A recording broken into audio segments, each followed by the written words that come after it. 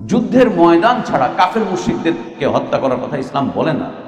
চূড়ান্ত অবস্থা ছাড়া ও তোমাকে হত্যা করবে, তুমিও তাকে হত্যা করবে, লড়াইয়ের ময়দানে লড়াই চলছে, সেটা ঘোষণা দিয়ে হতে হবে যাতে করে আশপাশ থেকে সাধারণ মানুষ সরে যেতে পারে। ওই চূড়ান্ত জিহাদের ময়দান ছাড়া এই সমাজে এখানে ওখানে সেখানে হাটে বাজারে অলিতে গলিতে এমনকি কাফের দেশগুলোতেও وأشهد أن لا إله إلا الله وحده لا شريك له له الملك وله الحمد يحيي ويميت وهو على كل شيء قدير إله الأولين والآخرين وأشهد أن محمدًا عبده ورسوله وصفيه وخليله صلى الله عليه وعلى آله وأصحابه وبارك وسلم تسليما كثيرا إلى يوم الدين.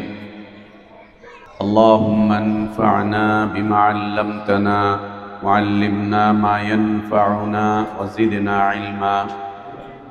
اللهم إنا نعوذ بك من علم لا ينفع ومن قلب لا يخشع ومن نفس لا تشبع ومن دعوة لا يستجاب لها.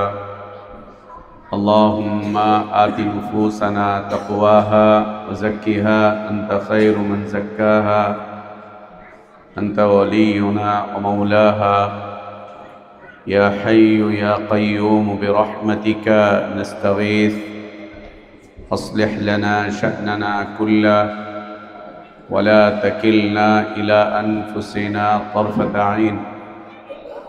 سبحانك لا علم لنا إلا ما علمتنا إنك أنت العليم الحكيم. الحمد لله. আল্লাহ তাবারক ওয়া তাআলা অনেক প্রশংসা, অনেক শুকরিয়া, যিনি আমাদের হিদায়াতের জন্য কোরআনুল কারীম নাজিল করেছেন। কোরআনুল কারীমকে সকল প্রকার বক্রতা মুক্ত রেখেছেন। কোরআনুল কারীমে সকল প্রকার বাতিলের অনুপ্রবেশের দ্বারকে রুদ্ধ করে দিয়েছেন। সে আল্লাহরই প্রশংসা, যিনি কোরআনুল কারীম পড়া, বোঝা এবং কোরআন অনুযায়ী জীবন যাপন করাকে সহজ সাবলীল করেছেন। আলহামদুলিল্লাহ। সালাতু সালাম আমাদের প্রিয় নবী মুহাম্মদুর রাসূলুল্লাহ সাল্লাল্লাহু আলাইহি ওয়া আলিহি ওয়াসাল্লামের প্রতি। আল্লাহ সুবহানাহু ওয়া তাআলা যার কাছে কোরআনুল কারীম নাজিল করেছিলেন, যিনি কোরআন পড়তেন, পড়াতেন, বুঝতেন, বুঝাতেন, যিনি কোরআন অনুযায়ী জীবন যাপন করতেন, মানুষকে উদ্বুদ্ধ করেছেন, যার চরিত্র ছিল কোরআনুল কারীমের হুবহু বাস্তব রূপ, সেই রাসূলের প্রতি সালাতু সালাম। আল্লাহুম্মা সাল্লি আলা মুহাম্মদ ওয়া আলা আলি মুহাম্মদ كما صليت على إبراهيم وعلى آل إبراهيم إنك حميد مجيد. اللهم بارك على محمد وعلى آل محمد كما باركت على إبراهيم وعلى آل إبراهيم إنك حميد مجيد. الحمد لله. আমরা ইয়াউমুল খামিস বা বৃহস্পতিবারের মাগরিবের পরের এই মুবারক সময়ে কোরআনুল কারীমের সূরাতুন নিসা থেকে অধ্যয়ন করছিলাম।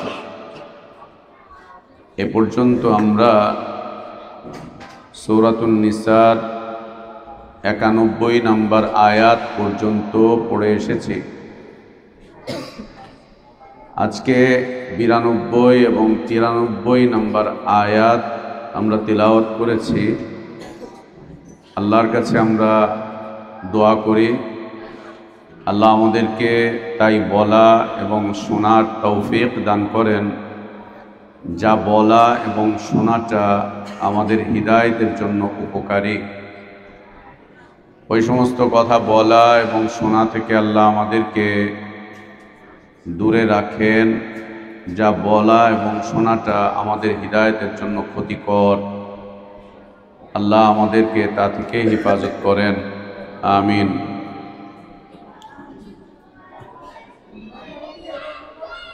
আলহামদুলিল্লাহ,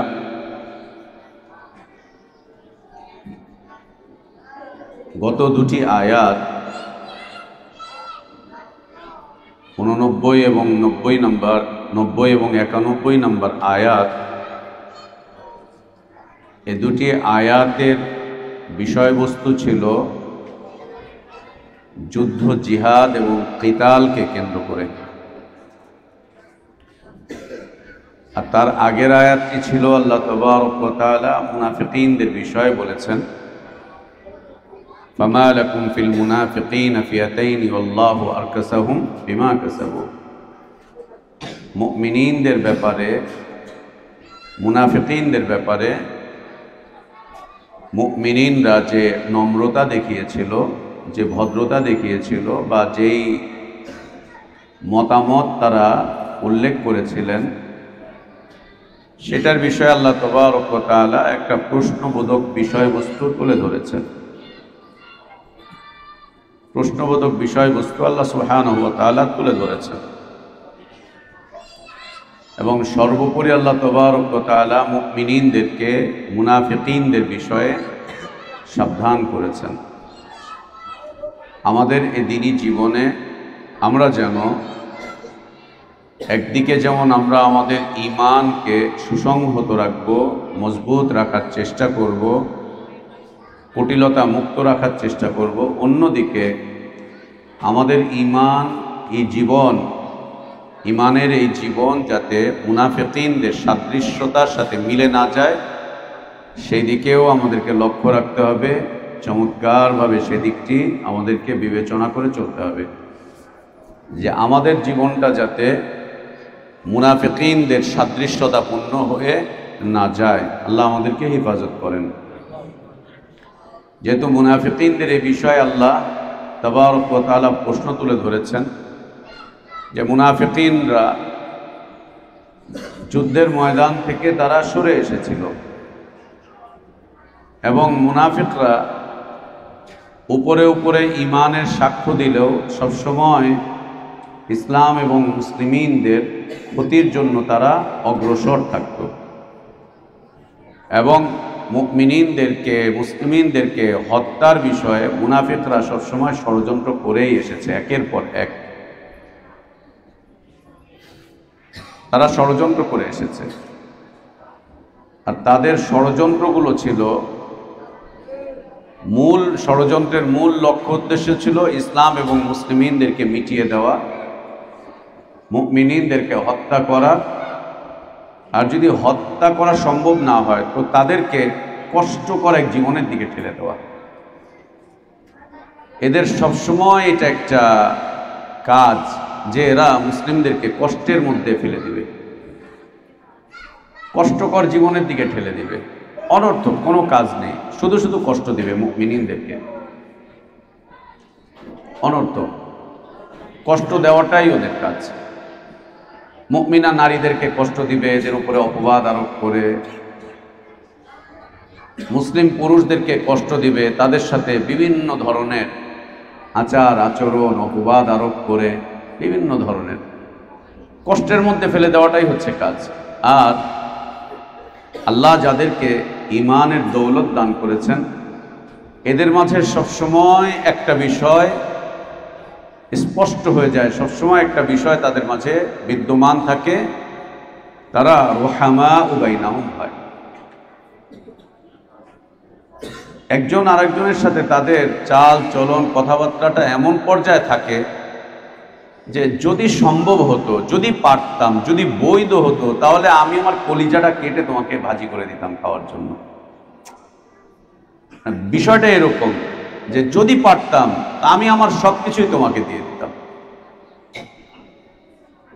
যদি পারতাম আমি আমার সবকিছু তোমাকে উজাড় করে দিতাম। থাকতাম, যদি সম্ভব হতো, দরকার হতো, আমার কলিজা তোমাকে দিয়ে দিতাম, আমার কিডনি তোমাকে দিয়ে দিতাম, আমার হার্ট তোমাকে দিয়ে দিতাম, যদি সম্ভব হতো, যদি দরকার হতো দিয়ে দিতাম। রহমা উবাইনা সবসময় চায় তারা মুমিনদের কষ্টগুলোকে লাঘব করতে। কে কোথায় কোন কষ্টে আছে, কষ্টটা লাঘব করে দিই। কি কষ্টে আছে বেচারা, পারিবারিক কষ্টে আছে, যাই না, যে দেখি না, একটুখানি কষ্ট যদি কমানো যায়, আমি একটু গেলে যদি কষ্টটা কমে, তো আমার যেতে সমস্যা কি? আমার মুমিন ভাই তো, আমার মুসলিম ভাই তো। কে কোথায় কোন বিপদে আছে, যাই না, একটু যে যদি একটুখানি তার সঙ্গী হতে পারে, তার সাথী হতে পারে, তার বিপদটা যদি একটু হালকা করতে পারি, করবেন তো আল্লাহ। আল্লাহ তাবারক ওয়া তাআলা কি করবেন? তিনিই তো করবেন। আমি একটু যাই না, যে দেখি না, একটুখানি লাঘব হয় কিনা, একটু কষ্ট কম হয় কিনা, কার পরিবারে কি সমস্যা আছে, কার রুটি রুজিতে কি সমস্যা আছে, কে কোন বিপদে আছে, কে কোন মুসিবতের মধ্যে আছে, কে কোন মানসিক পেরেশানির মধ্যে আছে, আমাদের মুমিন ভাইরা, মুসলিম ভাইরা, একটু যাই না, যে দেখি না, যদি আমার দ্বারা কিছু সম্ভব হয় তো আমি একটুখানি করব। এর বিপরীতে মুনাফিকিনদের কাজ হচ্ছে সবসময় কষ্টের মধ্যে ফেলে দিবে, অনর্থক মানসিক একটা পেরেশানি দিয়ে রাখবে, অনর্থক মানসিক একটা পেরেশানি দিয়ে রাখবে,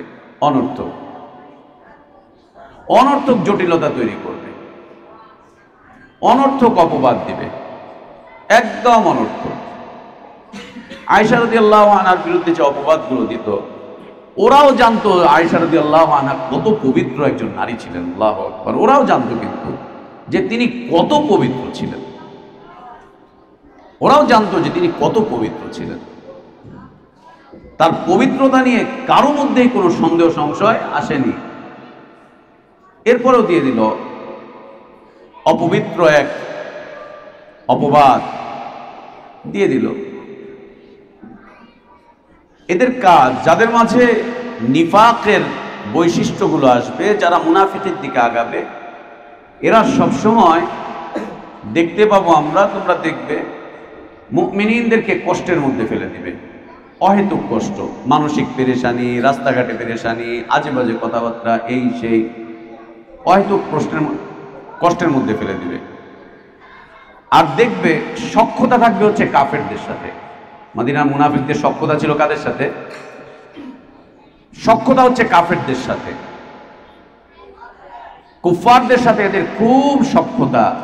কুফফারদেরকে সাহায্য করছে, সহযোগিতা করছে, কুফফারদের সাহায্য নিচ্ছে, কুফফারদের সহযোগিতা নিচ্ছে, কুফফারদের সাহায্য নিবে, কুফফারদের সহযোগিতা নিবে, ওদেরকে সাহায্য করবে, ওদেরকে সহযোগিতা করবে, ওদের সাথে খুব হাসি আনন্দ, ওদের সাথে মন খুলে কথা বলবে, ওদেরকে ভিতরের সব কথাবার্তা বলবে, ওদের সাথে বেশিরভাগ সময় পার করবে, বেশিরভাগ সময় পার করবে ওদের সাথে। আর যতক্ষণ সময় মুমিনদের কাছে আসবে, এসে কুটিলতায় লিপ্ত থাকবে, কোথায় কোন ফাঁকা আছে, কোথায় কোন ছিদ্র আছে, দেখি একটু খুঁজে বের করি, কিভাবে তাদেরকে কষ্ট দেওয়া যায়, কিভাবে তাদেরকে মানসিক পেরেশানির মধ্যে ফেলে দেওয়া যায়, কিভাবে তাদেরকে আরো কিছু করা যায়, আরো কিছু করা যায়, এই কাজটা করবে মুনাফিকিনরা। সুবহানাল্লাহ। আল্লাহ তাবারক ওয়া তাআলা তো খালি ওদের মৌলিক কথাগুলো বলেছেন।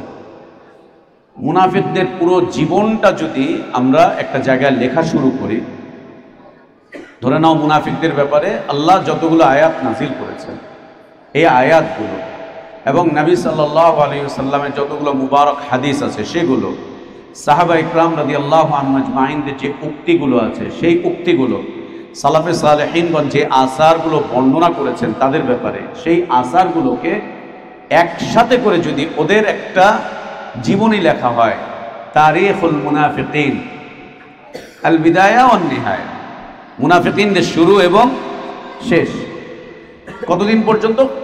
বেশি দরকার নাই, সাহাবীদের জীবন পর্যন্ত লিখলেই হবে। 110 হিজরিতে সর্বশেষ সাহাবী মৃত্যুবরণ করেছেন।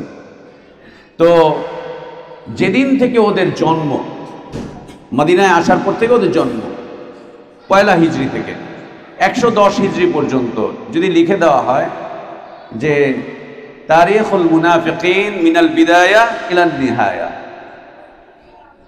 প্রথম হিজরি থেকে নিয়ে 110 হিজরি পর্যন্ত মুনাফিকিনদের ইতিহাস, এই ইতিহাস লিখতে গিয়ে শুধু আয়াত নবী সাল্লাল্লাহু আলাইহি ওয়াসাল্লামের হাদিস, সাহাবা ইকরাম রাদিয়াল্লাহু আনহুম আজমাইনদের বিশুদ্ধ উক্তি, সালাফগণের বিশুদ্ধ আসারগুলো যদি লেখা হয়, তখন দেখা যাবে যে কি বিভৎস এবং ভয়ঙ্কর চরিত্র ছিল তাদের।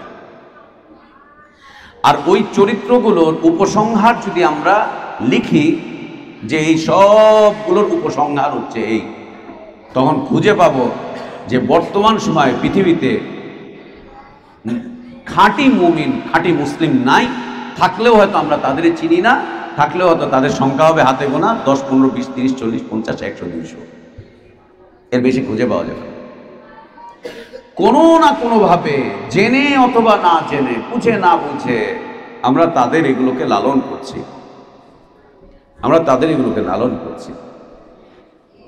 এবং এটা লেখা কি অসম্ভব? না, এটা লেখা অসম্ভব না, একদম সম্ভব, একদম সম্ভব।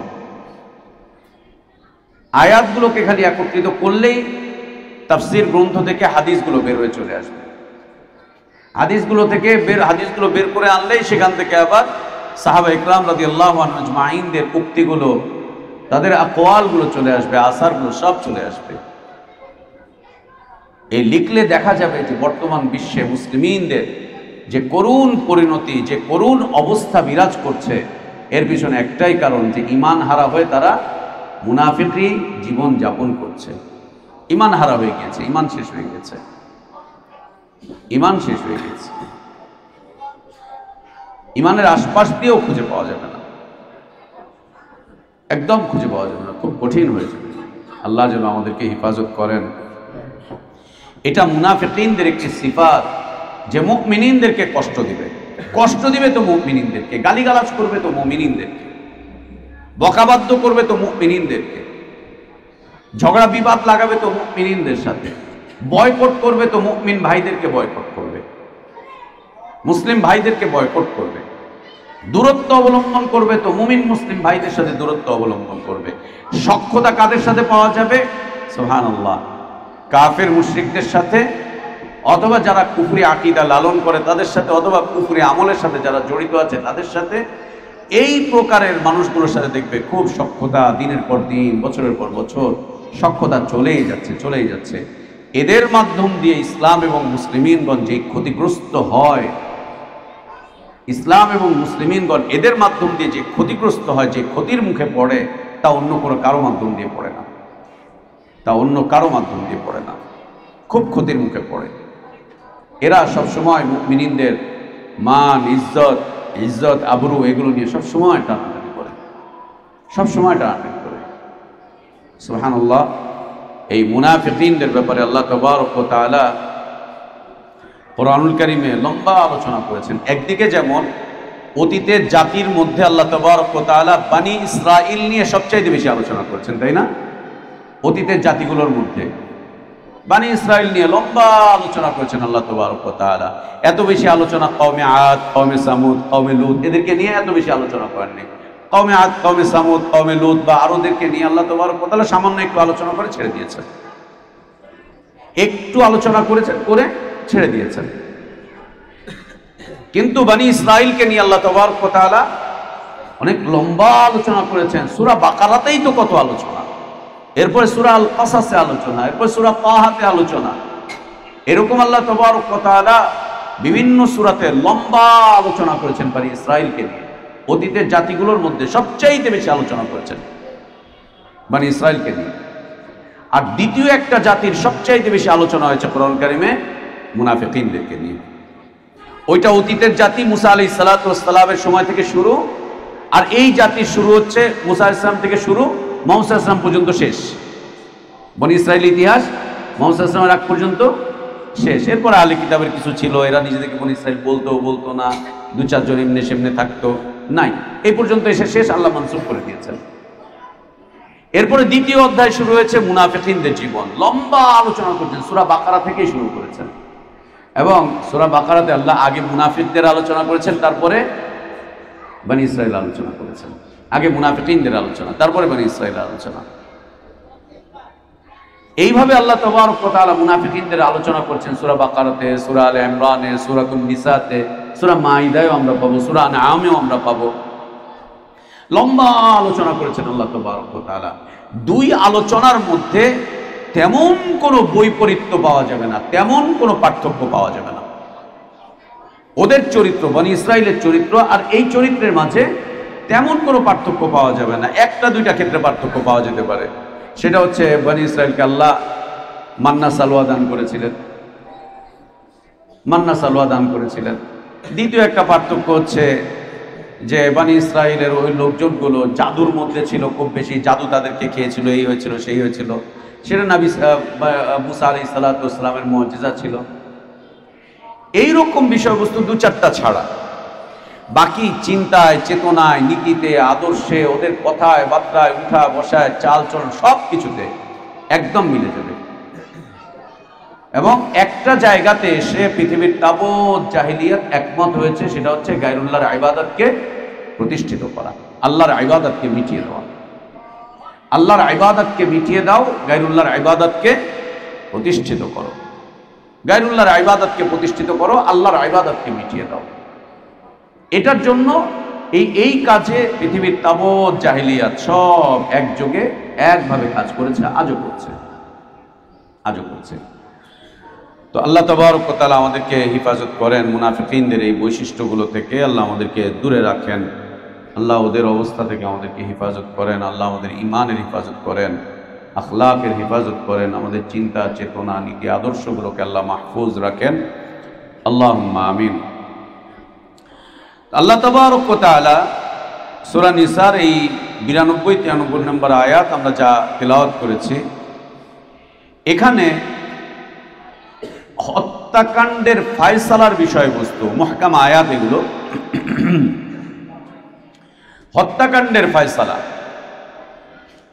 যেটাকে ফৌজদারি আইনের পর্যায়ে পড়ে, ফৌজদারি আইন, হত্যাকাণ্ডের ফায়সালা। হত্যাকাণ্ড পৃথিবীতে দুই ধরনের হয়ে থাকে। একটি হচ্ছে অন্যায় হত্যাকাণ্ড, আরেকটা হচ্ছে ন্যায়সঙ্গত হত্যাকাণ্ড। একটা অন্যায় হত্যাকাণ্ড, আরেকটা হচ্ছে ন্যায়সঙ্গত হত্যাকাণ্ড। ন্যায়সঙ্গত হত্যাকাণ্ড হচ্ছে কিসাস, ন্যায়সঙ্গত হত্যাকাণ্ড হচ্ছে রজম, ন্যায়সঙ্গত হত্যাকাণ্ড হচ্ছে মুরতাদের শাস্তি, মুরতাদের শাস্তি। এই তিনটা হচ্ছে ন্যায়সঙ্গত হত্যাকাণ্ড। আর এর বাইরে যত হত্যাকাণ্ড ঘটবে, প্রত্যেকটা হত্যাকাণ্ড হচ্ছে অন্যায় হত্যাকাণ্ড। আর এই ন্যায় আর অন্যায় হত্যাকাণ্ডের মাঝখানে আর একটা হত্যাকাণ্ড রয়েছে, সেটা হচ্ছে জিহাদের ময়দানে। ওটা একদম আলাদা বিষয়বস্তু, ওটা একদম আলাদা বিষয়বস্তু। জিহাদের ময়দানে, জিহাদ কিতালের ময়দানে যে হত্যাকাণ্ডগুলো হয়, ওটা একদম আলাদা বিষয়বস্তু, ওর সাথে এই দুইয়ের কোনো মিল নেই। তো একটা হচ্ছে অন্যায় হত্যাকাণ্ড, আর একটা হচ্ছে ন্যায় হত্যাকাণ্ড। ন্যায়সঙ্গত হত্যাকাণ্ড হচ্ছে এটি। এর বাইরে পৃথিবীতে যত ধরনের হত্যাকাণ্ড ঘটবে, প্রত্যেকটা হত্যাকাণ্ড হচ্ছে অন্যায়, অপরাধ, এবং এগুলো শাস্তিযোগ্য অন্যায়, শাস্তিযোগ্য অপরাধ, এগুলো শাস্তিযোগ্য অপরাধ। অন্যায় হত্যাকাণ্ড আবার দুই প্রকার আমরা দেখতে পাই। অন্যায় হত্যাকাণ্ড আবার দুই প্রকার। একটি হচ্ছে ইচ্ছাকৃত হত্যাকাণ্ড, ইচ্ছা করে হত্যা করছে, ইচ্ছাকৃত হত্যাকাণ্ড। ইচ্ছাকৃত হত্যাকাণ্ড আবার তিন প্রকার আমরা পাব। ইচ্ছা করে হত্যা করছে, একদম ইচ্ছা করে, ইচ্ছা করে হত্যাকাণ্ড করছে। ইচ্ছাকৃত হত্যাকাণ্ড হচ্ছে তিন প্রকার। একটি হলো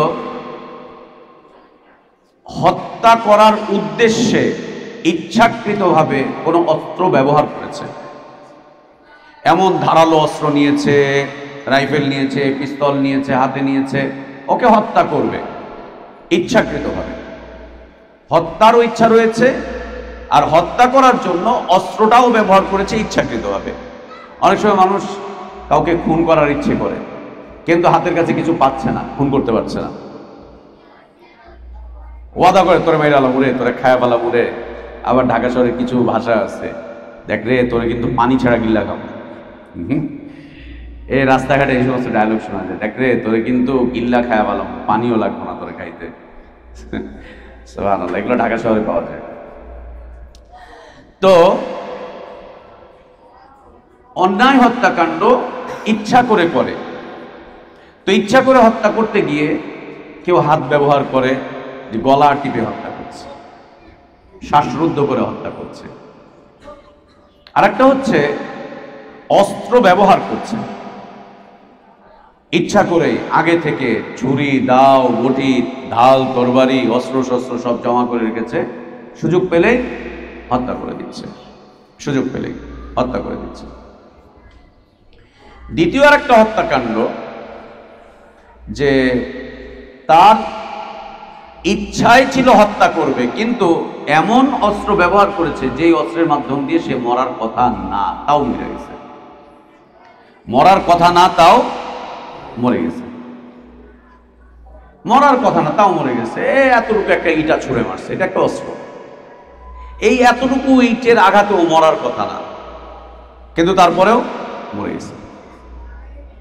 এরপরেও মরে গেছে। গুলাল ছুঁড়ে মারছে, একটা অস্ত্র ব্যবহার করেছে, মরার কথা না, তাও মরে গেছে। অথবা রাবার বুলেট নিক্ষেপ করেছে, পুলিশ যেটা করে মাঝে মাঝে মানুষকে ছত্রভঙ্গ করে দেওয়ার জন্য, বিক্ষোভ দমাবার জন্য, মরার কথা না, তাও মরে গেছে। অথবা টিয়ার শেল এসে লাগছে শরীরে, টিয়ার শেল লাগার পরে মরার কথা না, কিন্তু তারপরে মরে গেছে, তারপরে মরে গেছে। এমন অস্ত্র দিয়ে মরছে যে অস্ত্র দিয়ে মরার কথা না, তারপরেও মারা গেছে। তৃতীয় একটা অন্যায় হত্যাকাণ্ড, সেটা হচ্ছে মারারও ইচ্ছে ছিল না, ওই রকম ধারালো কোনো অস্ত্রও ব্যবহার করেনি, কিন্তু তারপরেও কোনো একটা মাধ্যম দিয়ে সে মরে গেছে। ধাক্কা একটা মারছে, চড় একটা মারছে, চড় খেয়ে মরে গেছে, চড় খেয়ে মরে গেছে। হত্যার উদ্দেশ্য নাই, ধারালো কোনো অস্ত্রও ছিল না, একটা ধাক্কা মারছে, পড়ে গেছে, পড়েছে, বেশ মারা গেছে। একটা থাপ্পড় মারছে, থাপ্পড় মারার পরে থাপ্পড়টা খেয়ে মরে গেছে। এজন্য হাতকে সংবরণ করবা।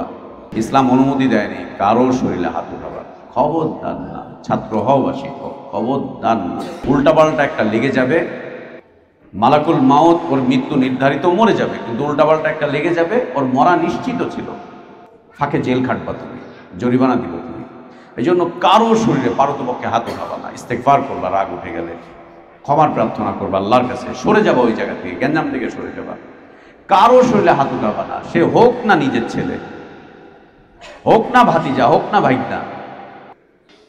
সুবহানাল্লাহ, খবরদার কারো শরীরে হাত উঠাবে না, কোনোদিন না, একবারে না।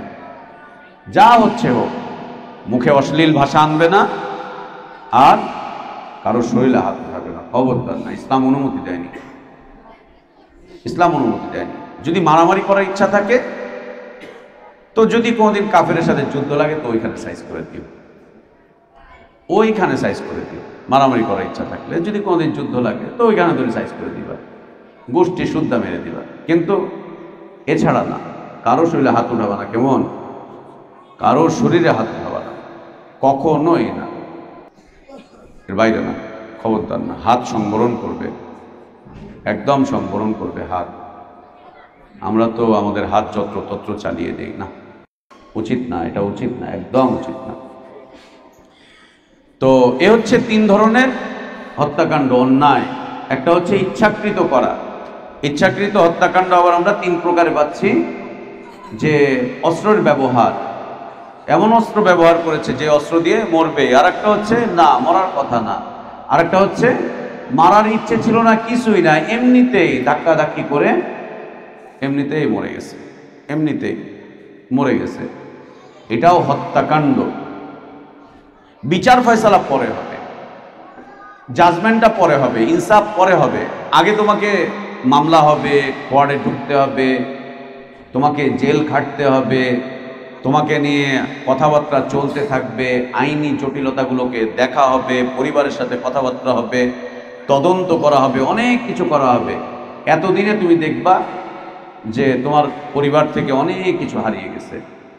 আমাদের দেশে বিচারের যে দীর্ঘসূত্রতা, এই দীর্ঘসূত্রতায় পড়ে বছরের পর বছর, যুগের পর যুগ কেটে যায়, যুগের পর যুগ। ৭৫ সালে মামলা হয়েছে, 2025 সাল 24 সালে এসেও সেই মামলা শেষ হয় নাই। জায়গা জমির মামলা এত বছর লাগে, এত বছর লাগে। 30, 40, 50 বছর বাপ মামলা করে গেছে, ছেলে এখন দাদা হয়ে গেছে, এই মামলা এখনো শেষ হয় না।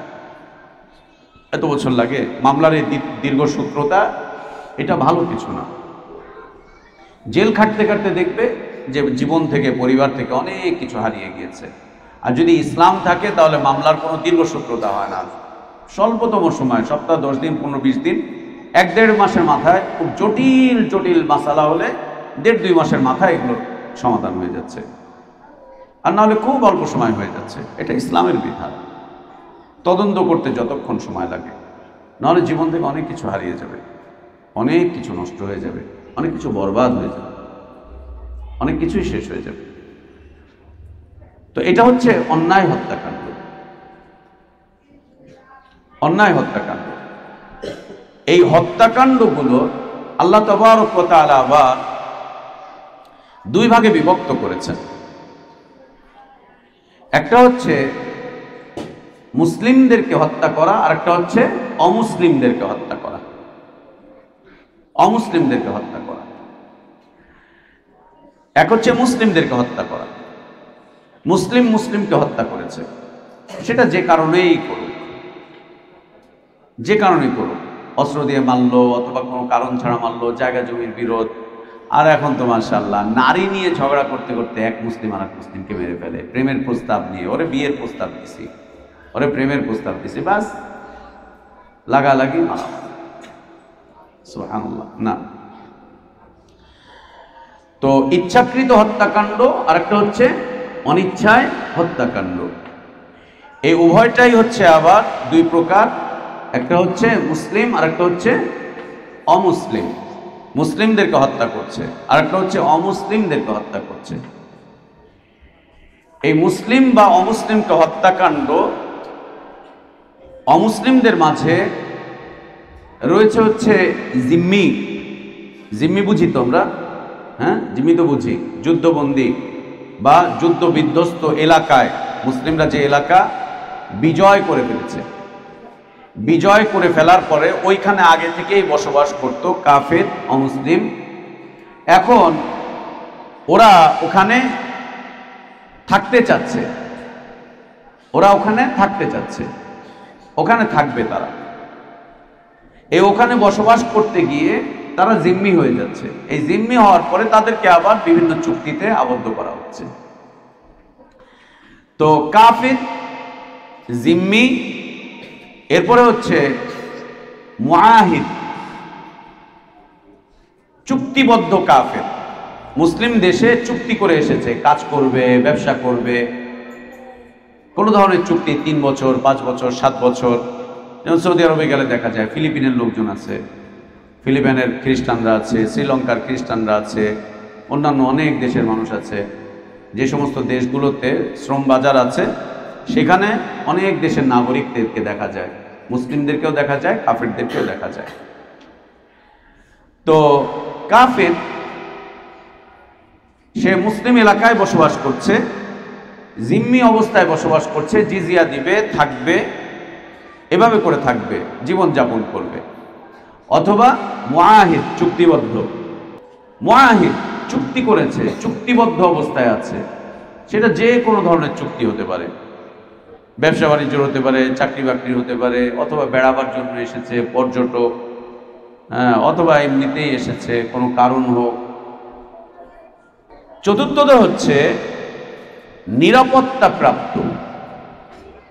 নিরাপত্তা প্রাপ্ত, যেমন আল্লাহ নবী সাল্লাল্লাহু আলাইহি ওয়াসাল্লাম যখন মক্কা বিজয় করলেন, মক্কা যখন বিজয় হলো, তখন কিছু কিছু পরিবারদের নিরাপত্তার জিম্মাদারি নিয়ে নিয়েছিলেন এবং কিছু কিছু মানুষের জিম্মায় দিয়ে দিয়েছিলেন। ওরা যাকে নিরাপত্তা দিবে সে নিরাপদ, ও যাকে নিরাপত্তা দিবে সে নিরাপদ, এই বাড়িতে যে থাকবে সে নিরাপদ, ওখানে যে থাকবে সে নিরাপদ। নিরাপদ। এই নিরাপত্তার নিরাপত্তার গ্যারান্টিপ্রাপ্ত, নিরাপত্তার চুক্তিপ্রাপ্ত, নিরাপত্তার চুক্তি পেয়েছে, নিরাপত্তার নিশ্চয়তা পেয়েছে যে তারা এখানে নিরাপত্তা লাভ করলো, নিরাপত্তা লাভ করলো। তো এই মানুষগুলোকে হত্যা করা, মুসলিম দেশে কোনো কথা নাই, বার্তা নাই, তুই বেটা কাফের, তুই বেটা মালাউন, তুই বেটা এই সেই বলে ব্যাস দিল, হত্যা করে, হত্যা করে দিল। ও আগে থেকেই আছে এখানে, আগে থেকেই চলছে ফিরছে, কিছুই নাই, এমনিতেই হত্যা করে দিল, কোনো কথা নাই, বার্তা নাই। অথবা কি করছে, অন্য কোনো দেশে মুসলিম নিধন হয়েছে, মুসলিমদেরকে কাফের মুশরিকরা মেরেছে, ওইটার প্রতিশোধ নেওয়ার জন্য এখানে হত্যা করে দিল। আজীব কথা, আজীব কথা। অন্য কোনো দেশে, কোনো কাফের দেশে কাফেররা কোনো মুসলিমকে হত্যা করেছে, সেটার প্রতিশোধ এখন সারা পৃথিবীতে নিচ্ছে। এটা কি? এই যে সারা দুনিয়াতে একটা একটা জিহাদি সংগঠন নামে পরিচিত আছে আল কায়দা, এরা ইসলামের নামে সারা দুনিয়াতে হত্যাকাণ্ড ঘটিয়ে বেরিয়েছে, হারাম, নিষিদ্ধ। আমেরিকায় হয়তো বা কোনো মুসলিমকে ওইখানকার কেউ হত্যা করে দিয়েছে, ওখানকার কোনো টেররিস্ট এই সেই হত্যা করে দিয়েছে, ওইটার প্রতিশোধ নিচ্ছে পাকিস্তানে এসে, আমেরিকান নাগরিককে হত্যা করছে।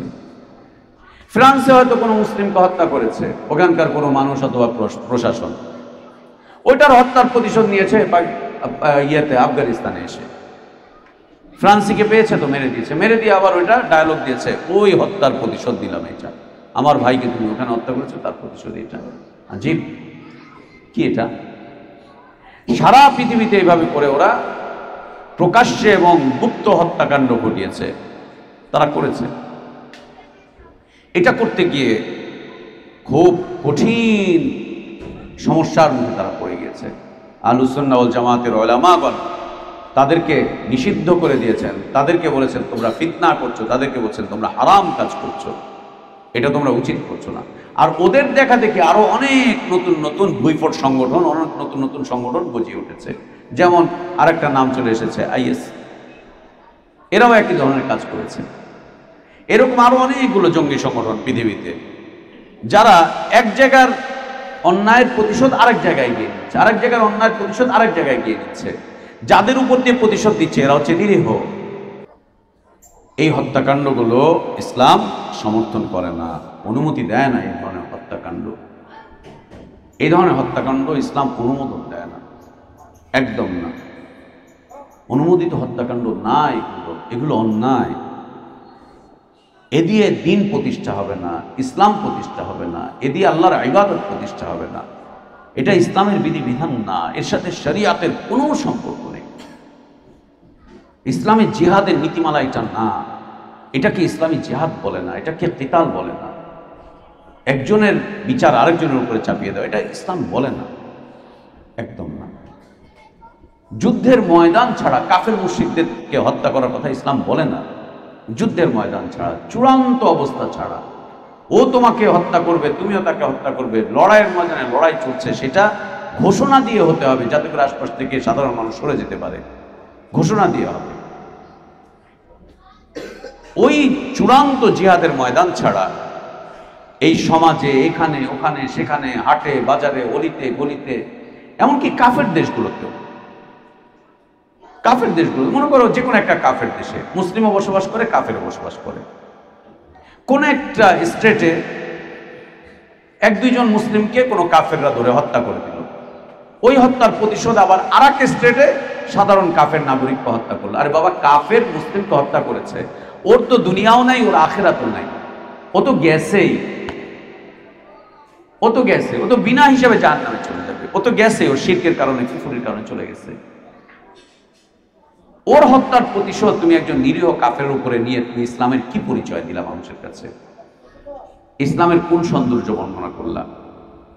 এটা প্রতিশোধ নাকি? এইটাও হত্যাকাণ্ড, এবং এটা অন্যায় হত্যাকাণ্ড, অন্যায় হত্যাকাণ্ড। দুনিয়াতে মুসলিমরা সবরের উত্তম পরিচয় দিয়ে যাবে, সবরের সর্বশ্রেষ্ঠ পরিচয় দিয়ে যাবে, সবরের ছাপ রেখে যেতে থাকবে, ছাপ রেখে যেতে থাকবে। এরা হাতে অস্ত্র তুলে নিবে না যত্র তত্র যেখানে সেখানে, না। না, যেখানে আল্লাহ জিহাদ ফরজ করেছেন সেখানেই তারা জিহাদ করবে। যেখানে আল্লাহ জিহাদ ফরজ করেননি সেখানে তারা হাতে অস্ত্র তুলে নেবে না, সাধারণ জীবনযাপন করবে, স্বাভাবিক জীবনযাপন করবে। কোনো ধরনের অন্যায় হত্যাকাণ্ডের দিকে তারা যাবে না, কোনো ধরনের অন্যায় হত্যাকাণ্ডের দিকে যাবে না। তাহলে আমরা কি পেলাম? হত্যাকাণ্ড দুই প্রকার, একটা হচ্ছে বৈধ আর একটা অবৈধ। বৈধ হত্যাকাণ্ড মুসলিমদের জন্য তিন প্রকার বললাম, অবৈধ হত্যাকাণ্ড আবার কয় প্রকার বললাম? দুই প্রকার, একটা ইচ্ছাকৃত আর একটা অনিচ্ছাকৃত। অনিচ্ছাকৃত হত্যাকাণ্ড, ইচ্ছা করে হত্যাকাণ্ড আমরা তিন প্রকার বললাম, যেখানে অস্ত্রের ব্যবহার হয় অথবা অস্ত্রের ব্যবহার হয় না। আর অনিচ্ছাকৃত হত্যাকাণ্ড, হত্যার ইচ্ছাই ছিল না, কোনো ইচ্ছা ছিল না হত্যা করার, নিয়তে নাই, কিছুই নাই, কিন্তু ঘটে গেছে। ইসলাম এইটারও বিচার করতে বলেছে, ইসলাম এইটারও বিচার করতে বলেছে, এটারও বিচার করার কথা বলে।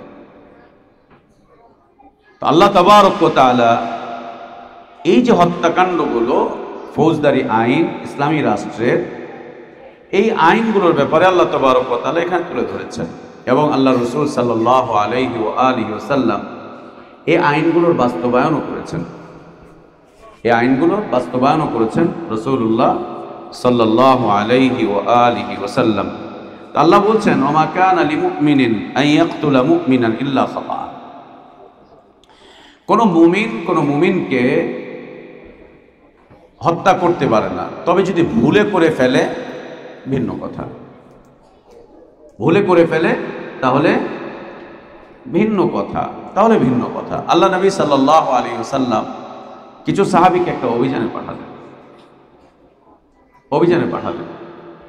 আবু দারদা রাদিয়াল্লাহু আনহু তার ঘটনা ঘটলো, যুদ্ধের ময়দানে তিনি লড়াই করছেন, লড়াই করতে করতে এক কাফেরের উপরে তিনি তরবারি তুললেন, আর তরবারির নিচে পড়ে এই ব্যক্তি বলে ফেললো, আশহাদু আল্লা ইলাহা ইল্লাল্লাহ ওয়া আশহাদু আন্না মুহাম্মাদুর রাসূলুল্লাহ, ঈমানের সাক্ষ্য দিলেন। তিনি সাক্ষ্য দেওয়ার পরেও তিনি তাকে হত্যা করে ফেললেন, যুদ্ধেরই ময়দানে, বাইরে না, কিন্তু যুদ্ধেরই ময়দানে।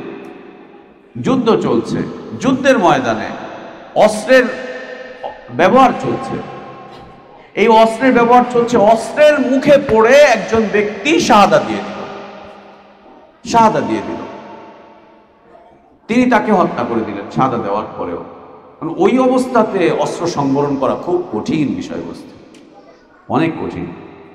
হ্যাঁ, যেমন আমাদের হুজুররা, উস্তাদরা যখন পোলাবেন্ডে মারা শুরু করে, দিচ্ছে তো দিচ্ছে, বন্ধ তো আর হয় না। আরে বাবা, পোলায় পায়ে ধরে হুজুর, এরপরে বলে, হুজুর আপনি আমার আব্বা লাগেন, আব্বা লাগেন হুজুর, ছাড়, আমি তোরে কবে জন্ম দিচ্ছি, সর, আবার মাই, ছাড়, সর, আবার মাই। হাতে যদি অস্ত্র উঠে যায়, অস্ত্র সংবরণ করা খুব কঠিন। এই জন্য হাতে কখনো আসলেহা নেওয়ার চেষ্টা করবা না, কখনোই না। হাতে কখনোই অস্ত্র নেওয়ার চেষ্টা করবা না, একদম না, একেবারেই না, একদম না। এমনকি ক্লাসের মধ্যে অস্ত্র নিয়ে ঢোকা, লাঠি নিয়ে, অস্ত্র বলতে লাঠি নিয়ে ঢোকা, লাঠি দিয়ে পোলাপান পরিচালনা করা, এটাও সুন্নাহ দ্বারা প্রমাণিত না, ইসলাম অনুমোদন দেয় না। যে ক্লাসে ওস্তাদের হাতে লাঠি থাকবে, আর একটু বরবর টেবিলে বাড়ি মারবে, ফ্লোরে বাড়ি মারবে, আর এরকম করবে, ওরকম করবে, ওরকম করবে না, এটাও অনুমোদন দেয় না ইসলাম। যে কোনো মুহূর্তে ঘটনা ঘটে যেতে পারে, যে কোনো মুহূর্তে ঘটনা ঘটে যেতে পারে, এবং ঘটেও তো মাঝে মাঝে, তাই না? দেখিও তো, যে কোনো মুহূর্তে দুর্ঘটনা ঘটে যাচ্ছে, রক্তপাত হয়ে যাচ্ছে, অনেক ক্ষতি হয়ে যাচ্ছে, যে কোনো মুহূর্তে হয়ে যেতে পারে। না, এটা করা যাবে না, একদম করা যাবে না। তো কোনো মুমিনকে হত্যা করতে পারে না। উনি এটা করলেন, ও শাহাদাত দিয়ে ফেললো একেবারে তরবারির মুখের মধ্যে পড়ে, তিনি শাহাদাত দিয়ে ফেললেন, আর তিনি তারপরেও তাকে হত্যা করে দিলেন। এটা নিয়ে মতানৈক্য দেখা দিল তাদের মাঝে। আল্লাহ নবী সাল্লাল্লাহু আলাইহি ওয়াসাল্লামের কাছে তারা যখন ফিরে আসলেন, এসে বিষয়টা তুলে ধরলেন যে একজন ব্যক্তি এভাবে করে শাহাদাত দেওয়ার পরেও উনি তাকে হত্যা করে দিয়েছে। নবী সাল্লাল্লাহু আলাইহি ওয়াসাল্লাম জিজ্ঞেস করলেন, কেন তুমি তাকে হত্যা করলে শাহাদাত দেওয়ার পরেও? বলছে, ইয়া রাসূলুল্লাহ, সে আমার তরবারির ভয়ে শাহাদাত পাঠ করেছে, আমার তরবারির ভয়ে শাহাদাত পাঠ করেছে। আল্লাহ রসুল সাল্লাল্লাহু আলাইহি ওয়া আলিহি ওয়াসাল্লাম তাকে বললেন, হাল শাকাক্তা কলবাহু, তুমি তার কলব ফেড়ে দেখেছিলা? তিনি তোমার ভয়ে শাহাদা পাঠ করেছে, নাকি সত্যি সত্যি তার অন্তরের ভিতর থেকে সে আল্লাহকে বিশ্বাস করেছে, ঈমান এনেছে? কোনটা? আল্লাহ নবী সাল্লাল্লাহু আলাইহি ওয়াসাল্লাম বারবার বললেন, তুমি কি তার অন্তর ফেড়ে দেখেছো? অন্তর ফেড়ে দেখেছো, তার অন্তর চিরে দেখেছো, সে কেন শাহাদা দিয়েছে, কেন ইসলাম কবুল করেছে? কিভাবে বললে তুমি? কিভাবে বললে তুমি? অনেকবার বললেন নবী সাল্লাল্লাহু আলাইহি ওয়াসাল্লাম এই কথা, বারবার বলছিলেন যে তুমি কি তার অন্তর ফেড়ে দেখেছো, ফেড়ে দেখেছো। এই যে একটা বিষয়বস্তু, ইল্লা খাতা, এটা কি হয়েছে? ভুল হয়ে গিয়েছে, ইজতিহাদি ভুল এটি, অথবা পরিবেশ পারিপার্শ্বিক ভুল। এটা পরিবেশটা এরকমই ছিল, আর সংবরণ করা যাচ্ছিল না। অবস্থাটা এমনই ছিল যার সংবরণ করা যাচ্ছিল না, এবং সেটা ছিল যুদ্ধের ময়দানে। যুদ্ধের ময়দানে আরেকজন সাহাবী, তিনি মক্কার যুগে মক্কায় বসবাস করতেন। আবু জাহেলের বৈপিত্রীয় ভাই ছিল, মানে মা ছিল এক, বাপ ছিল দুই, বৈপিত্রীয় ভাই ছিল। তিনি এবং তার ভাই ইসলাম কবুল করে ফেললেন। ইসলাম কবুল করার পরে আবু জাহেল আরেকজন লোককে সাথে করে নিয়ে এসে তার উপরে মারধর করেছে, মারপিট করেছে, অন্যায় করেছে, তাকে আঘাত করেছে। আর মক্কার এই যুগে তো আর কিছু বলতে পারেনি, দুর্বলতার যুগ ছিল এবং খুব মজলুমানের অবস্থান ছিল, তখন কিছুই বলতে পারেনি। তবে তিনি তার চেহারা চিনে রাখছিলেন, মনে মনে ওয়াদা করছিলেন, মেরেছে, এই করেছে, সেই করেছে, তিনি মনে মনে ওয়াদা করছেন, সুযোগ পেলেই তোরে কিন্তু খাইছে, সুযোগ পাইলেই তোমারে খাইছে, দিব।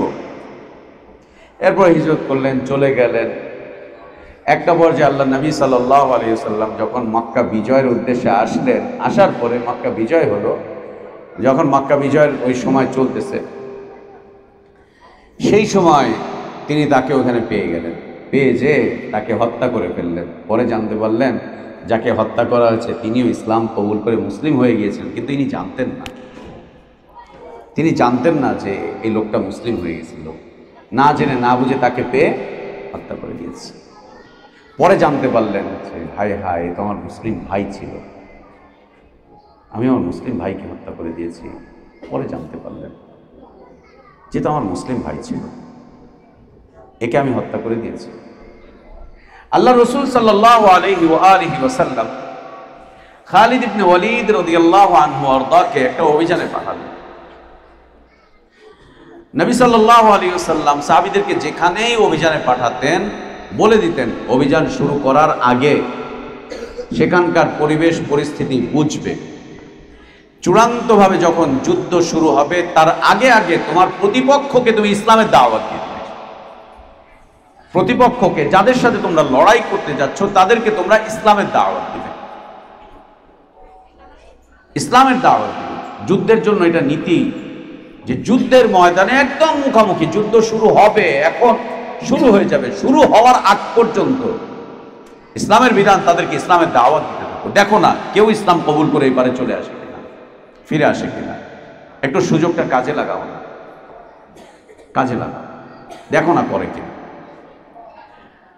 এটা থাকতো নবী সাল্লাল্লাহু আলাইহি ওয়াসাল্লামের সব সময়ের জন্য নসিহত। কোন অভিযানে পাঠালেই বলতেন পরিবেশ পরিস্থিতি দেখবে, তাদেরকে ইসলামের প্রতি আহ্বান করবে, চূড়ান্ত যুদ্ধ শুরু হওয়ার আগে তাদেরকে আবার চূড়ান্ত পর্যায়ে ডাক দেবে, আবার চূড়ান্ত পর্যায়ে ডাক দেবে। তো খালিদ ইবনে ওয়ালিদ রাদিয়াল্লাহু আনহু যুদ্ধে গেলেন। যুদ্ধে যাওয়ার পরে ওদের সাথে কথাবার্তা, একটা পর্যায়ে তাদেরকে ইসলামের দাওয়াত দিলেন। যুদ্ধ শুরু হয়ে যাচ্ছে এমন সময় ইসলামের দাওয়াত দিলেন। দাওয়াত দেওয়ার পরে কিছু লোক ইসলাম কবুল করে ফেলেছিল, কিন্তু একটা শব্দ ব্যবহার করে ফেলেছিল। তারা ইসলাম কবুল করে একটা শব্দ ব্যবহার করেছিল, শব্দটা ছিল সাব্বানা। এই শব্দটা যখন ব্যবহার করলো, ব্যবহার করার পরে খালিদ ইবনে ওয়ালিদ রাদিয়াল্লাহু আনহু মনে করলেন যে ওরা কুফরি করে ফেলেছে, তিনি তাদেরকে হত্যা করে দিলেন। হত্যা করে দিলেন তিনি তাদেরকে। অতঃপর ফিরে আসলেন, আল্লাহ নবী সাল্লাল্লাহু আলাইহি ওয়াসাল্লাম এই সংবাদ শুনলেন যে খালিদ ইবনে ওয়ালিদ রাদিয়াল্লাহু আনহু এই কাজটি করেছেন। আল্লাহ রাসূল সাল্লাল্লাহু আলাইহি ওয়াসাল্লাম খালিদ ইবনে ওয়ালিদ রাদিয়াল্লাহু আনহুকে বললেন যে এটা কি করলা তুমি, কেন করলা এটা? আল্লাহ নবী সাল্লাল্লাহু আলাইহি ওয়াসাল্লাম আলী রাদিয়াল্লাহু আনহুকে পাঠালেন, সেখানে পাঠিয়ে তাদেরকে এই হত্যার বদলা দিলেন, দিয়াত দিলেন, তাদেরকে বদলা দিয়ে দিলেন। খালিদ ইবনে ওয়ালিদ রাদিয়াল্লাহু আনহু থেকে কিচ্ছু নিলেন না। নবী সাল্লাল্লাহু আলাইহি ওয়াসাল্লাম নিজের জিম্মাদারিতে তাদেরকে এই হত্যার বদলা দিয়ে দিলেন, দিয়াত দিয়ে দিলেন। দিয়াত দিয়ে রক্তপণ আদায় করে তারপরে এখান থেকে নিষ্কৃতি দিলেন খালিদ ইবনে ওয়ালিদ রাদিয়াল্লাহু আনহুকে। ওমা কানা লিমুমিনিন আন ইয়াকতুলা মুমিনান ইল্লা খাতাআ। মুমিনরা কোনো মুমিনকে ভুলভাবে হত্যা করতে পারে না। এই ভুল ছাড়া, অন্যায় ছাড়া, ভুল ছাড়া, খতা ছাড়া, নিসিয়ান ছাড়া, না জেনে না বুঝে ছাড়া কোনো মুমিনকে ইচ্ছা করে হত্যা করতে পারে না, একদম পারে না। ইচ্ছা করে হত্যা করবে কোনো মুমিনকে, এটা মুমিনদের দ্বারা সম্ভব না, এটা উচিত না, এটা ভালো না। এক মুমিন ভাই আর মুমিন ভাইকে হত্যা করবে, এটা উচিত না, এটা ঠিক না। অমান কাতালা মুমিনান খাতাআন, এরপরেও যদি কারো দ্বারা কোনো মুমিন নিহত হয়ে যায়, কারো দ্বারা যদি কোনো মুমিন মরে যায়, খাতাআন হয়ে যায়, যদি অন্যায়ভাবে হয়ে গিয়েছে, বুঝতে পারেনি, ভুল করে হয়ে গিয়েছে, ভুল করে খুন করে ফেলেছে কোনো মুমিন ভাইকে, সেটা অনিচ্ছাকৃতভাবে করেছে, একটা ইটা মেরেছে, একটা পাথর ছুঁড়ে মেরেছে, বাস মরে গেছে। এক মহিলা সাহাবীর ক্ষেত্রে এই ঘটনা ঘটেছিল যে একজন মহিলা আর এক মহিলাকে একটা পাথর ছুঁড়ে মেরেছে। সে গর্ভবতী ছিল, গর্ভের সন্তানটাও মারা গেল, এই মহিলাটাও মারা গিয়েছে। এই পাথরে মরার কথা না, তারপরেও মরে গিয়েছে। ওমান কাতালা মুমিনান খাতাআন, কেউ যদি কোনো মুমিনকে ভুলভাবে হত্যা করে দেয়, ভুলে, ইচ্ছা করে না, অনিচ্ছায় হত্যা করে দেয়, ফাতাহরিরু রাকাবাতিন মুমিনাতিন ওয়া দিয়াতুন মুসাল্লামাতুন ইলা আহলি, ইলা আহলি, সে যেন ফাতাহরিরু রাকাবাতিন মুমিনাতিন, সে যেন একজন মুমিন দাস দাসীকে আজাদ করে দেয়। একজন মুমিন দাস অথবা দাসীকে আজাদ করে দেয়। ওয়াদিয়াতুন মুসাল্লামাতুন ইলা আহলিহি, এবং সে যেন দিয়াত দেয় তার পরিবারকে। এই মহিলার ক্ষেত্রে এটা হয়েছিল যে এই মহিলার জন্য পেটের যে বাচ্চাটা মারা গেছে, এই বাচ্চার জন্য একটা দাস মুক্ত করতে হয়েছে। আর এই মহিলাকে হত্যা করার জন্য, এই মহিলা নিহত হওয়ার জন্য তাকে আবার ফিদিয়া দিতে হয়েছে, দিয়াত দিতে হয়েছে, ফিদিয়া না, দিয়াত দিতে হয়েছে। ওয়াদিয়াতুন মুসাল্লামাতুন ইলা আহলিহি, দিয়াত দিবে তার পরিবারকে, নিহত ব্যক্তির পরিবারকে দিয়াত দিয়ে দিবে। ইল্লা ইয়াসাদ্দাকু, তবে যদি তারা ক্ষমা করে দেয়, মাফ করে দেয়, সাদাকা করে দেয়। যদি ক্ষমা করে দেয়, যদি সাদাকা করে দেয়, তাহলে তো উত্তম, তাহলে এটা ভালো, তাহলে এটা চমৎকার, তাহলে এটা মর্যাদার বিষয়বস্তু। ক্ষমা করে দেওয়া দিতেই পারে, ভুল করে খুন করে ফেলেছে, ভুল করে একটা ধাক্কা মেরে দিয়েছে, ভুল করে অ্যাক্সিডেন্ট হয়ে গিয়েছে, যেমন গাড়ি অ্যাক্সিডেন্ট, রোড যে অ্যাক্সিডেন্ট হচ্ছে, রোড অ্যাক্সিডেন্ট মানুষ ইচ্ছা করে করে না। রোডে অ্যাক্সিডেন্ট মানুষ দেখা যায় যে 10,000-এর ভিতরে একটা দুইটা ইচ্ছা করে হতে পারে, বাদ বাকিগুলো সব অনিচ্ছায়। আর অনিচ্ছার রোড অ্যাক্সিডেন্ট আবার কয়েক প্রকার হয়, সেটা হচ্ছে মদ খেয়ে গাড়ি চালাইতেছে। আমাদের দেশে ট্রাক চালায়, পিক আপ চালায়, মদ খায়, গাঁজা খায়, খেয়ে ও পাহাড়ের উপরে দিয়ে গাড়ি উঠায় দেয়, গাড়িটা উঠায় দেয় পাহাড়ের উপরে। এটাও অনিচ্ছাকৃত। তবে এই অনিচ্ছাকৃত হত্যাকাণ্ডটাও একটা অপরাধের কারণ হচ্ছে। আর একটা হচ্ছে রাফ গাড়ি চালায়, কাউরে সাইড দিব না, আমি আগে যাব, ট্রাকগুলো। তারপরে হচ্ছে এই যে ঢাকার বাইরে যে কোচগুলো, হানিফ টানিফ আমরা যা দেখি, কি রাফ চালান চালায়, কার উপরে দিয়ে সাঁ করে বেরোয় চলে গেল, এই চিপা দিয়ে ওই চিপা দিয়ে। ওর কথা হচ্ছে ও আগে যাবে, ও কাউকে যেতে দিবে না, ও আগেই যাবে, ও কাউকে যেতে দিবে না। এইভাবে করে রাফ চালানো ইসলাম অনুমোদন দেয় নাই, ইসলাম অনুমোদন দেয়নি। তোমার গাড়ি চালানোর মাধ্যম দিয়ে যাতে অন্য মানুষের কোনো কষ্ট না হয়, অন্যান্য পথচারীদের যাতে বিপদ না হয়, মুসিবত না হয়, এমনভাবে গাড়ি চালিয়ে যাচ্ছি মানুষ ভয় পেয়ে যাচ্ছে, এমনভাবে গাড়ি চালিয়ে যাচ্ছি ধুলো বালি সব মানুষের চেহারার মধ্যে গিয়ে পড়ছে, রাস্তার মধ্যে পানি জমে আছে, এমনভাবে গাড়ি চালিয়ে গেলাম যে 3-4টা মানুষের উপরে পানি উঠিয়ে দিলাম, ছিটা দিয়ে দিলাম। লোকগুলো হয়তো বা মসজিদে যাচ্ছিল অথবা কোনো কাজে যাচ্ছিল, কাপড় চোপড় সব ভরে গেল। এমনভাবে গাড়ি চালিয়ে যাচ্ছে, একজন লোক পাশে এসে ধাক্কা খেয়ে গিয়ে ছিটকে গিয়ে পড়লো। চূড়ান্ত ক্ষতি হয়নি, কিন্তু বিপদ হয়ে গেল তার। না, ইসলাম অনুমোদন দেয়নি, ইসলাম অনুমোদন দেয়নি। এই ট্রাফিক আইনগুলো মানা মুসলিমদের জন্য ওয়াজিব। কোথাও যদি রোডের এই দিয়ে দেওয়া হয় যে এখানে এতর উপরে স্পিড উঠানো যাবে না, 40-এর উপরে, প্রত্যেক মুসলিমের ওয়াজিব, উপরে ওয়াজিব, সেজন্য 40-এর উপরে ওভার স্পিডে না চালায়। 80 দিয়ে দিল, 80-র উপরে যেন না চালায়, কেন? অ্যাক্সিডেন্ট ঘটবে। রাস্তার মধ্যে কোথাও ট্রাফিকটা লিখে রেখেছেন আস্তে গাড়ি চালান, ওইখানে আপনাকে আস্তে গাড়ি চালাতে হবে। কোথাও লিখে রেখে দিয়েছে যে আপনি আপনার গাড়িকে একদম স্লো করেন, আপনার উপরে আমার উপরে ওয়াজিব গাড়িকে স্লো করা, নাহলে একটা দুর্ঘটনা ঘটে যাবে। এবং রাস্তায় চলতে গিয়ে সবসময় খেয়াল রাখতে হবে যারা আমরা গাড়ি চালাই কোনো মানুষের যাতে ক্ষতি না হয়, কোনো মানুষের যাতে ক্ষতি না হয়। রাস্তায় গাড়ি চালাতে গিয়ে এটা খেয়াল রাখতে হবে, কোনো মানুষের যাতে ক্ষতি না হয়। মনে রাখতে হবে আমাদের একটা গাড়ির চাইতে একটা মানুষের জীবনের মূল্য অনেক বেশি। একটা অ্যাক্সিডেন্ট হয়ে গেল, একটা মানুষ মারা গেল, হয়তো তার বাচ্চাকে আপনি 5 লাখ টাকা দিয়ে আসলেন, তার মাকে, তার বাবাকে, তার ভাইকে। তো এই 5 লাখ টাকা কি একটা মানুষের দাম? একটা মানুষের দাম 5 লাখ টাকা। 5 লাখ টাকা দিয়ে সে কি করবে? ওর বাবা নাই, ও 5 লাখ টাকা দিয়ে কি করবে? মহিলা ছেলেকে হারিয়ে ফেলেছে, 5 লাখ টাকা দিয়ে সে কি করবে? মূর্তি বানিয়ে বসে রাখবে? না, এগুলো উচিত না। গাড়ি চালাতে গিয়ে যাতে কোনো মানুষের জান মালের ক্ষয়ক্ষতি না হয়, এটা প্রত্যেক মুসলিম যারা গাড়ি চালক আছে তাদের দেখা উচিত, এটা দেখা উচিত। আপনি লাগলে 2 ঘন্টা পরে গিয়ে পৌঁছান বাড়িতে, একটু দেরি করে পৌঁছান, আপনার দ্বারা যাতে কারো ক্ষতি না হয়, কারো সম্পদের, কোনো মানুষের জীবনের যাতে ক্ষতি হয়ে না যায়, ক্ষতি হয়ে যায়। হ্যাঁ, আমাদের অনেক কন্ট্রোল আছে, আমরা ভালো ড্রাইভার, অনেক কন্ট্রোল করতে পারি, কিন্তু না, কিন্তু না, করা যাবে না। আগে মাঝে মাঝে এই যে বিভিন্ন কোচে করে ঢাকার বাইরে যেতাম, যতক্ষণ গাড়িতে বসে থাকি মনে হয় যেন এই বাইরে গেছে, এই বের হয়ে গেল, এই বের হয়ে গেল, এই বের হয়ে গেল, এই বের হয়ে গেল। এই গত 2 মাস আগে ভোলায় প্রোগ্রাম ছিল, বরিশালের প্রোগ্রাম ছিল, রাতে কোচে করে গেছি সায়দাবাদ থেকে গাড়িটা যখন ছেড়ে গেছে, মোটামুটিভাবে যাত্রাবাড়ি পার করে যখন ওই পাশে উঠছে, এই যে গাড়ি চানা শুরু করলো, বসেও থাকা যায় না গাড়িতে, শুয়েও থাকা যায় না, দাঁড়িয়েও থাকা যায় না, ধাক্কা ধাক্কি, এমনি এমনি এমনি এমনি। গাড়িতে স্থির হয়ে যে একটু বসবো, রাতে প্রচণ্ড একদম কাহিল দুর্বল হয়ে আছে, চোখ যে একটু লাগাবো, দিল ধাপাস করে ব্রেক করে, বুকটা গিয়ে বাড়ি খেলো।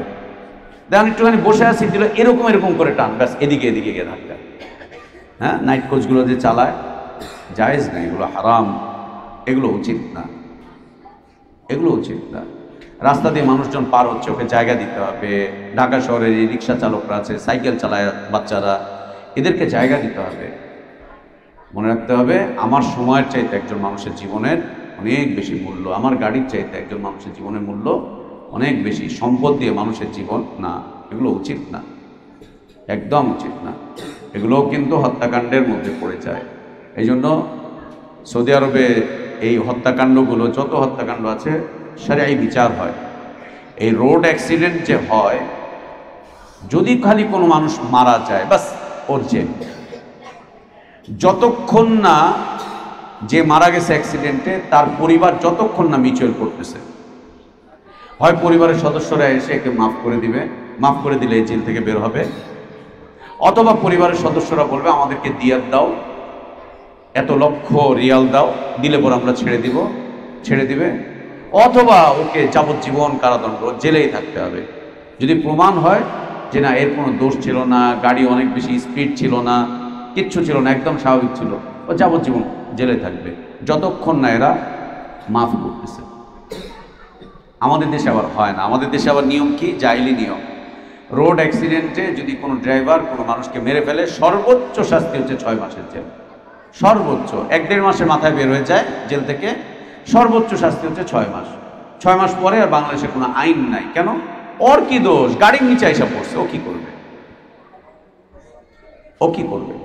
এখন ও মদ খেয়ে চালালো, নাকি ওর স্পিড বেশি ছিল, না অন্যায়ভাবে এটা করেছে, না কি করেছে, না কি করেছে, কোনো খোঁজ খবর নেওয়ার কিছু নেই। আর আমাদের দেশে তো ড্রাইভারদেরকে ধরাও যায় না। মানুষ একটাকে মেরে ফেলে দিয়ে ও চলে গেল পালিয়ে, ও পালিয়ে চলে গেল, ধরাও যায় না যে কে মানলো। আর ধরা পড়লেও সর্বোচ্চ 6 মাস, এরপরে শেষ। এগুলো কি জাহেলি আইন? এগুলো করা যাবে না। ইল্লা ইয়াসাদ্দাকু, যদি মুমিন হয় চাইলে মাফ করে দিতে পারে, যে না আমাদের দিয়াত লাগবে না, কিছুই লাগবে না, আমরা এমনিতেই ছেড়ে দিলাম, তুমি আমার মুমিন ভাই, তুমি আমার মুসলিম ভাই, ছেড়ে দিলাম, ছেড়ে দিতে পারে। ফাইন কানা মিন কওমিন আদুউ্বিন লাকুম ওয়া হুয়া মুমিনুন ফাতাহরীরু রাকাবাতিন মুমিনা। আর যদি এমন হয় শত্রুপক্ষ, শত্রুপক্ষের কোনো মুমিন, শত্রুপক্ষের কোনো ব্যক্তিত্ব, তাকেও হত্যা করে দেওয়া হয়েছে। ফাতাহরীরু রাকাবাতিন মুমিনা, আগে থেকে ঘটে গিয়েছিল, কোনো শত্রুতা আছে, এই আছে, সেই আছে, তবে এইটার বিচার ফয়সালা হবে, তদন্ত হবে, সব কিছু তদন্ত সাপেক্ষ। ইসলামের প্রত্যেকটা আইন তদন্ত সাপেক্ষ, তদন্ত ছাড়া কোনো বিচার হবে না। হঠাৎ করে কেউ কিছুই করবে না, এটা করা যাবে না। ওয়াইন কানা মিন কওমিন বাইনাকুম ওয়া বাইনাহুম মিসাক, আর যদি এমন কোনো সম্প্রদায়ের সাথে এই ঘটনা ঘটে যায় যাদের সাথে চুক্তি ছিল, মিসাক ছিল, ফাদিয়াতুন মুসাল্লামাতুন ইলা আহলিহি, তখন কি করবে? দিয়াত দিবে, তার পরিবারকে দিয়াত দিবে। চুক্তিবদ্ধ কোনো সম্প্রদায়ের সাথে কিছু ঘটেছে তখন দিয়ে দিবে। ওয়া তাহরীরু রাকাবাতিন মুমিনা, এবং একজন মুমিনা নারীকে কি করবে? আজাদ করে দিবে। ফামান লাম ইয়াজিদ ফাসিয়ামু শাহরাইনি মুতাতাবিআইনি তাওবাতান মিনাল্লাহ। আর একটা ফয়সালা হচ্ছে কিছুই পারেনি, কিছুই দিতে পারেনি, কিছুই করতে পারছে না, ফিদিয়া দিতে পারছে না, 2 মাস লাগাতার সিয়াম পালন করবে।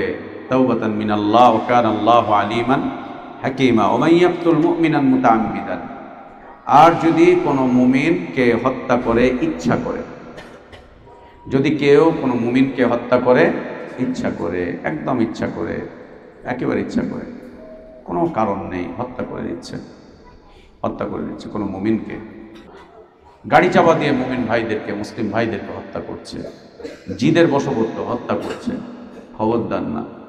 যদি অন্তরে কখনো এরকম কিছু চলে আসে, শয়তান এনে দেয় ওকে মারবো, ওকে কাটবো, সাথে সাথে ইস্তেগফার করবে।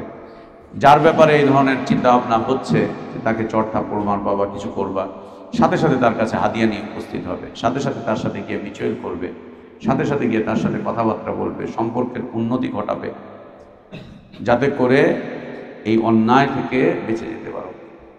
হাদিয়া নিয়ে চলে যাও, তাকে ডাকো, তার সাথে গিয়ে কথাবার্তা বলো, তাকে আসতে বলো, তার কাছে চলে যাও, তাকে নিয়ে কথাবার্তা বলো, এই করো সেই করো, নানান উপায় খুঁজে তার সাথে সম্পর্কের উন্নয়ন ঘটিয়ে, সম্পর্কের উন্নতি ঘটিয়ে এখান থেকে বিরত থাকো। আর না হলে শয়তান কিন্তু কাজ করে ফেলবে। মনে রাখবে, শয়তান সবসময় মুসলিমদেরকে, মুমিনদেরকে অন্যায়ের দিকে ঝুঁকাবার চেষ্টা করে, অন্যায়ের মধ্যে ফেলে দেওয়ার চেষ্টা করে। শয়তান সবসময় কাজ এটা, ও অস্বসা দিতেই থাকে, একের পর এক অস্বসা দিতে থাকে, এটা কর, ওইটা কর, ওইটা কর, হ্যান কর, ত্যান কর, ও অস্বসা দিতে থাকে, একের পর এক অস্বসা দিতে থাকে, এটা কর, ওইটা কর, ওইটা কর। একটা পর্যায়ে শয়তানের এই অস্বসায় পড়তে পড়তে পড়তে পড়তে দুর্ঘটনা ঘটে ফেলে, দুর্ঘটনা ঘটে যায়, খুব দুর্ঘটনা ঘটে যায়। এর থেকে বিরত থাকতে হবে, যে কোনো উপায়ের থেকে নিজেদেরকে সরিয়ে আনতে হবে। শয়তান মুমিনকে অন্তরে এসে ওয়াসওয়াসা দিতে থাকে, আল্লাযী ইউওয়াসওয়িসু ফি সুদুরিন নাস, ও ওয়াসওয়াসা দিবে, তোমার রাগকে আরো বাড়াবে, তোমার অন্তরে আরো আগুন জ্বালাবে, তোমাকে আরো প্রতিশোধ পরায়ণ করবে, তোমার ব্যাপারে ওকে আরো খারাপ দৃষ্টিতে তুলে ধরবে, ধরে শত্রুতার দিকে এগিয়ে দিবে, ভুলতেই দিবে না, একদম বলতে দিবে না। হঠাৎ করে দেখবে যে একদিন একটা দুর্ঘটনা ঘটে গিয়েছে। আর যদি সে মুমিন হয়, ওয়া ইয়াকতুল মুমিনান মুতাআম্মিদান ফাজাযাউহু জাহান্নামু খালিদান ফিহা, যদি কেউ কোনো মুমিনকে ইচ্ছা করে হত্যা করে, ফাজাযাউহু জাহান্নাম, তার বদলা হবে জাহান্নাম, খালিদান ফিহা, সেখানে সে চিরস্থায়ীভাবে থাকবে। ওখান থেকেও বের হবে না।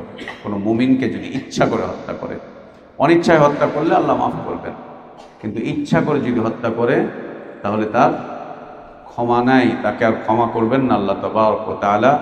অগাদিবাল্লাহু আলাইহি, আল্লাহ তার উপরে রাগান্বিত, ওয়ালানাহু, তার উপরে অভিশাপ, লানাত, ওয়া আ'আদ্দা লাহু আযাবান আযীমা, এবং তার জন্য ভয়ানক আযাব আল্লাহ প্রস্তুত করে রেখেছেন। খুব ভয়ানক আযাব রয়েছে তার জন্য, জাহান্নামে থাকবে, জাহান্নামের অবস্থা থাকবে, জাহান্নামের চেয়ে চিরস্থায়ীভাবে থাকবে, চিরস্থায়ীভাবে থাকবে। তবে এই বিষয় নিয়ে আহলে ইলমদের ইখতিলাফ আছে, সাহাবীদের মধ্যেও ইখতিলাফ ছিল, সাহাবীদের মাঝেও ইখতিলাফ ছিল যে মুমিন ব্যক্তিকে আরেকজন মুমিন যদি হত্যা করে, কাফেররা তো এমনিতেই চিরস্থায়ী জাহান্নামী, এরপরেও যদি কোনো মুমিনকে কোনো মুমিন ইচ্ছাকৃত হত্যা করে তাহলে আশাবাদ ব্যক্ত করা যেতে পারে, আল্লাহ হয়তো এক সময় তাকে নাজাত দিবেন, আশা ব্যক্ত করা যেতে পারে। হয়তোবা সে একটা সময় শাফাতের মাধ্যম দিয়ে বের হয়ে আসবে, যেহেতু তার ঈমান ছিল। অনেকগুলো হাদিসের আলোকে ইখতিলাফ ছিল এই বিষয়ে যে আল্লাহ তাবারক ওয়া তাআলা তো যার অন্তরে যাররা পরিমাণ ঈমান থাকবে তাকেও জাহান্নাম থেকে মুক্তি দিবেন, তাকেও মুক্তি দিবেন জাহান্নাম থেকে। তো বেশ কিছু আশাবাদী হাদিসগুলোকে উল্লেখ করে আহলে ইলমগণ বলছেন যে না, একটা সময় তো মুক্তি পাবে। আবার কিছু হাদিস নবী সাল্লাল্লাহু আলাইহি ওয়াসাল্লামের মুবারক বক্তব্য, যা আব্দুল্লাহ ইবনে আব্বাস রাদিয়াল্লাহু আনহুর উদ্ধৃতি রয়েছে যে না, এ নাজাত পাবে না, এ মুক্তি পাবে না। কেন? সে একজন মুমিনকে হত্যা করলো। একজন মুমিনের মর্যাদা আল্লাহ তাবারক ওয়া তাআলার কাছে পুরো দুনিয়ার চাইতে বেশি, আল্লাহর ঘরের চাইতে বেশি, বাইতুল্লাহর চাইতে অনেক বেশি সম্মানিত একজন মুমিনের জীবন আল্লাহ তাবারক ওয়া তাআলার কাছে।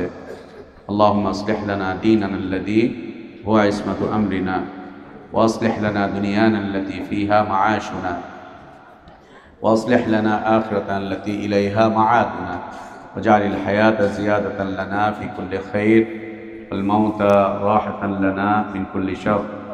اللهم اقسم لنا من خشيتك ما تحول به بيننا وبين معاصيك ومن طاعتك ما تبلغنا به جنتك ومن اليقين ما تهون به علينا مصائب الدنيا متعنا اللهم بأسماعنا وأبصارنا وقواتنا أبدا ما بقيتنا واجعله الوارث منا واجعل ثأرنا على من ظلمنا وانصرنا على من عادانا اللهم لا تجعل مصيبتنا في ديننا ولا تجعل الدنيا أكبر همنا ولا مبلغ علمنا ولا إلى النار مصيرنا اللهم لا تسلط علينا بذنوبنا من لا يخافك فينا ولا يرحمنا اللهم إنا عبيدك بنو عبدك بنو إمائك ناصينا بيدك ماض فينا حكمك عدل فينا قضاء نسألك بكل اسم هو لك سميت به نفسك أو أنزلته في كتابك أو علمته أحدا من خلقك أو استأثرت به في علم الغيب عندك أن تجعل القرآن العظيم ربيع قلوبنا ونور صدورنا وجلاء أحزاننا وذهاب همومنا وغمومنا برحمتك يا أرحم الراحمين اللهم إنا نسألك الهدى والتقى والعفاف والغنى اللهم حبب إلينا الإيمان وزينه في قلوبنا وكره إلينا الكفر والفسوق والعصيان اللهم اجعلنا من الراشدين وصلى الله وسلم وبارك على نبينا محمد وعلى آله وأصحابه أجمعين سبحانك اللهم وبحمدك أشهد أن لا إله إلا أنت أستغفرك وأتوب إليك